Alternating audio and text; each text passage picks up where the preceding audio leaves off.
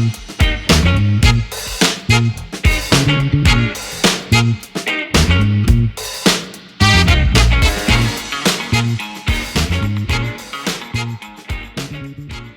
right, let's get into Twittergate, because boy, oh boy, the hoes mad, and I mean the media hoes, they are very upset with Matt Taibbi and Elon Musk, mostly Elon Musk. I want to go to this story because I haven't read it, but I can guess what things they've highlighted, because there have been several. Now, many of you have probably been listening to this crap about Twitter all weekend, I'm sure, and so I'm not going to get too much details into that, but there's been a lot of reactions. So what happened is the Matt Taibbi on Friday began putting the documentation out that Elon Musk provided him, because he's given it to Matt Taibbi and who else is the other one? I think Barry Weiss. He's given it to those two.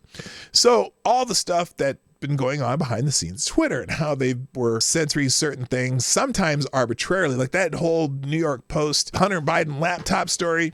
Basically, one person in Twitter decided that they were going to embargo that story and suspend the New York Post, a major one of the oldest newspapers in the country, suspend their Twitter account over that story until they decided to take it down. And it was all because they don't want bad news for Joe Biden, right? And now they didn't say that. Well, did she say it explicitly? Well, that was the excuse that this was hacked materials, which they knew it wasn't hacked materials. They knew the people who were saying it was a Russian disinformation campaign. We knew that they were all lying. But anyway, so that's the first part. Now, a lot of people are reacting to this immediately in a way that's claiming that, well, we'll get into it. Here's the 27 most embarrassing reactions to the thread, okay? Okay, yes, this is definitely a hose mad. The media hose, when I say hose mad, I mean media hose mad, are mad about this story. They are mad about this story because Ben Collins, okay, one of the original Mean Girls, okay, Ben Collins.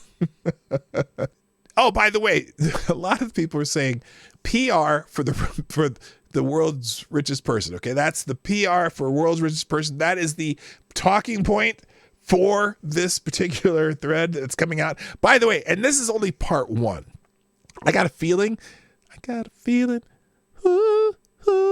that there are going to be several parts to this. But part one came out Friday night, and boy, hose mad. Okay, imagine throwing it all away to do PR work for the richest person in the world. That is the talking point we want. Yeah, man. Way to go, Ben Collins.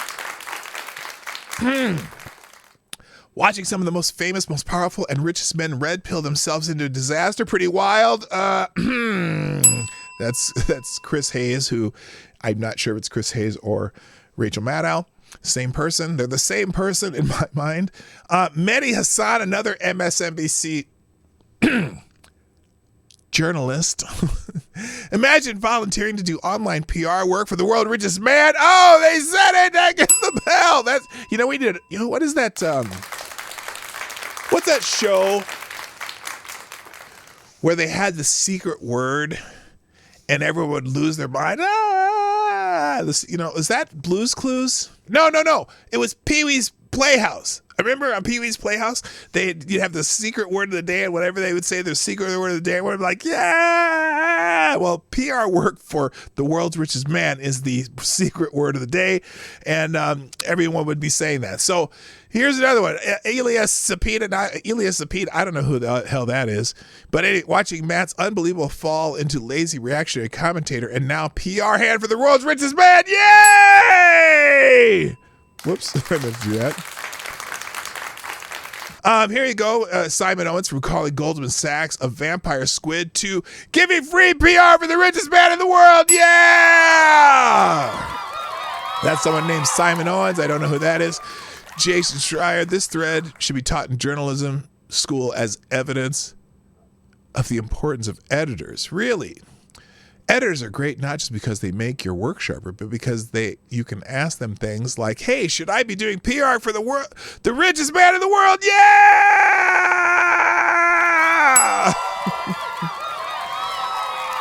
Wajahat Ali, biggest shitbag on the planet. Okay, I shouldn't say that. That's not nice. That's not nice. Matt Taibbi, what a sad, disgraceful downfall. I swear, kids, he did good work back in the day. Should be a cautionary tale for everyone. Selling your soul for the richest white nationalists in the world. Yay! He will eat rail for the rest of his life, I guess, but is it worth it?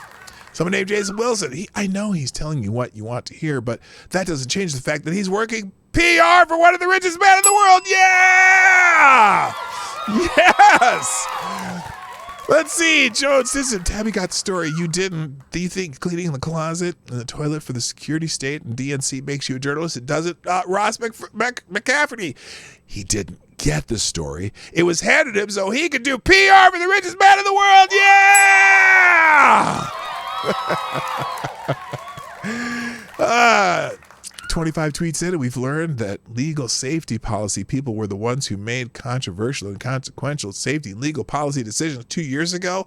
Am I reading this right? No, they're suppressing stories that would help somebody other than Joe Biden. That's what they're doing. That's what they do constantly. And oh my God, you know what? Let me just say something. And I know I'm not going into detail. If you haven't read about it, I don't know where you've been. But the thing is, let me get in my serious voice. The thing is, when I read some of this tweet thread by Matt Taibbi, okay, I read it with the expectations in my mind that it was going to confirm all of my deep down concerns about how Twitter was being run, not just in elections, but in general. But as far as how they suppress conservative voices, how they suppress things that they don't like. Because sometimes it's not always just conservative voices. Like a lot of times, the anti-war left, they get suppressed too, because anything that the state, and I don't mean like the president, because they didn't like the president. The state includes the FBI,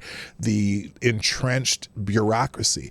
Anything the entrenched bureaucracy and liberals and the media, that all those kind of, the deep state type peoples, anything that they didn't like was being suppressed at the behest of outside forces on Twitter who would suppress people who are just people using the platform. And as I read the thread, it confirmed everything that was in there. I was like, yeah, that's okay.